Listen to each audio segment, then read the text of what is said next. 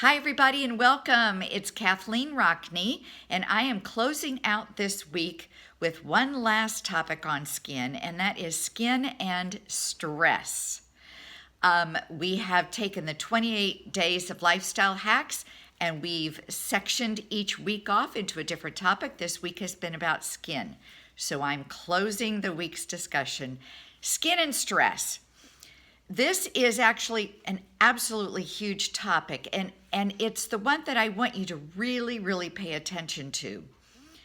Quite often when we are on a health path, we look at our diet, we look at exercise, we look at lowering the amount of toxins in our environment, and the final frontier for many of us is how to deal with stress. And quite often it's because the person who's kind of a go-getter and really wants to change his or her lifestyle is a bit of a type A personality as well. So stress is a big part of it. So this week you've already learned the skin is the largest organ of the body. The skin can regenerate just like the liver can. The skin is a reflection of your health.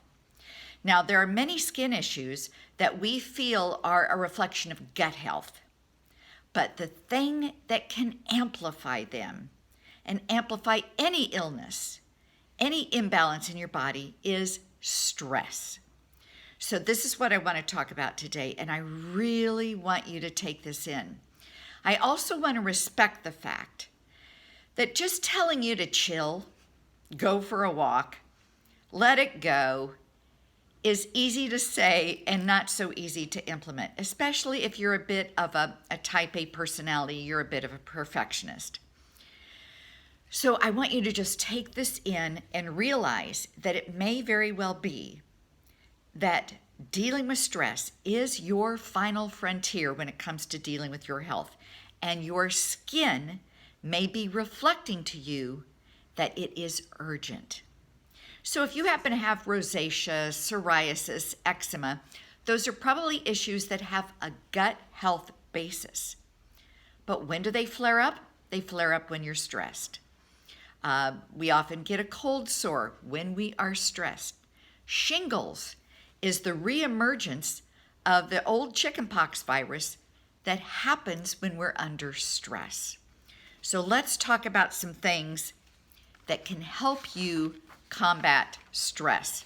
I'm going to give you 8 ways to ease the effects of stress on your skin. Number 1 is, while you're reflecting what is the stressor that's causing all of this, and you may go into a bit of a depression, you may be in a bit of a depression, do not neglect your skincare, because at least cleansing your skin, giving it an excellent moisturizer that does not have parabens in it and other toxins, is at least a way for your skin to start to regenerate as you deal with the other things going on. Please get regular exercise. And saying that can sometimes increase your stress. It's, oh dear, I've got to go out and get exercise. Find the joy in it. Find the joy in what is the exercise that I can do that is obviously going to help de-stress me and give me some fun. It could be going out for a walk, but in a particular part of town that gives you joy, that has a lot to look at. Where I live, it's going to the beach, or we've got a wonderful neighborhood that is full of greenery, and I love to go there as well. You need to take time for something that you enjoy, and it could be something as simple as reading a book or watching a movie that's happy. Monty Python movies can be really fun. My favorite go-to movie to watch when I'm feeling stressed, because I know almost every line in it, is Airplane. It is, don't call me Shirley.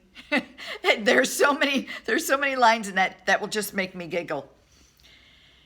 When you are, again, thinking about exercise, sometimes it's simply taking a walk around the block, and sometimes it's taking a walk on grass barefoot. That is an incredible way to calm your cortisol and calm your adrenaline down. Sometimes it's touching a tree.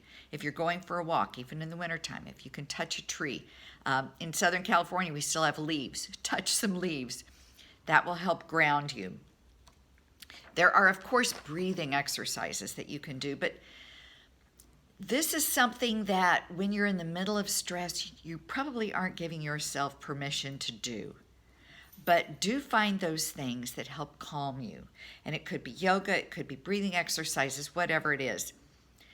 Get enough sleep. Middle of the day nap. Sometimes if you're really stressed, just laying down and letting your eyes close is incredible.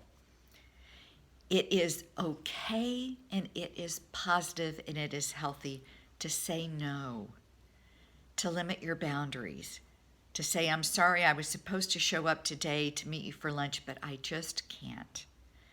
Boundaries, saying no, are extremely powerful. And the more you incorporate those into your life, the less stress you will have. And the eighth one that in this particular article that I found on WebMD says, talk to someone, seek support.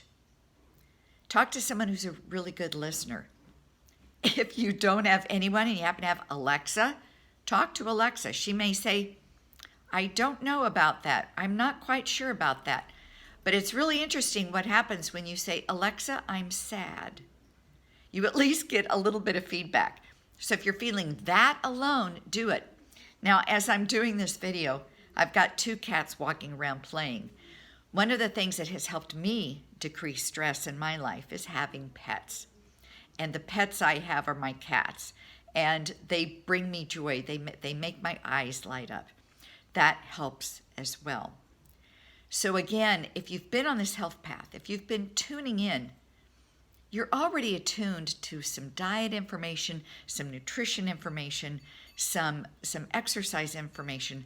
Stress may be your final frontier. Too much stress in your life, being in too many stressful situations, can age you internally extremely fast. And it is your skin that may be telling you right now that you are in a stress mode that needs to be taken care of. So I'm going to give you permission to say no, chill out, play with your cats or dogs, walk around the block even when there's a deadline due. Do something that takes care of you. Thank you so much for listening, and I hope you have an amazing day and weekend.